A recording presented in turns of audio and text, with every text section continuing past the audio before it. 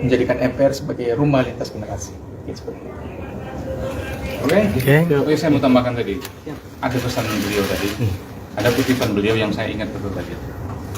Ini momentum yang terbaik buat rakyat saya akan lakukan. Beliau sampaikan tadi. Pokoknya yang mulai dari program makan bergizi. Saya betul-betul bilang saya tidak punya kepentingan yang lain-lain lagi. Saya tidak mencari apa-apa. Saya hanya mau melakukan yang terbaik buat bangsa ini. Itu saya sampaikan, Pak, ini saya merinding. Dia bilang, iya, betul. Berempat tadi, di sebelah kanan saya ada Pak Yoris, kemudian ada Pak Tantil, Ibu Ratu ada di luar, ditambah dengan pimpinan MPR dari unsur DPD, Saudara Akbar. Kami baru saja diterima oleh Bapak Menhan, Presiden terpilih. Karena memang baru 2 hari yang lalu kami baru secara resmi terpilih dan dilantik menjadi pimpinan DPD, pimpinan lembaga negara DPD, dan baru tadi malam selesai proses pemilihan pimpinan MPR dari unsur DPD dan baru saja dilantik tadi pagi.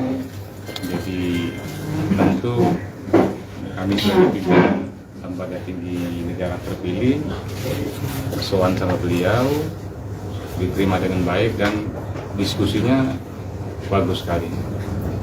Gitu. Isi tadi dalam ini kan pertemuan pertama juga ya Pak, dan beliau kan tidak hanya sebagai Menhan tapi beliau juga sebagai Presiden terpilih. Mungkin ada pesan apa yang disampaikan dari pimpinan DPD ini kepada Bapak Prabowo tadi? Ya, kalau dari kami yang menyampaikan pertama tadi bahwa kami baru terpilih, kedua kami dari posisi parlemen, posisi DPD yang memang sebagai representasi masyarakat daerah di pusat akan sangat mendukung program-program pemerintah ke depan, Presiden terpilih ya untuk 5 tahun yang akan datang yang akan dilantik tanggal 20 Oktober.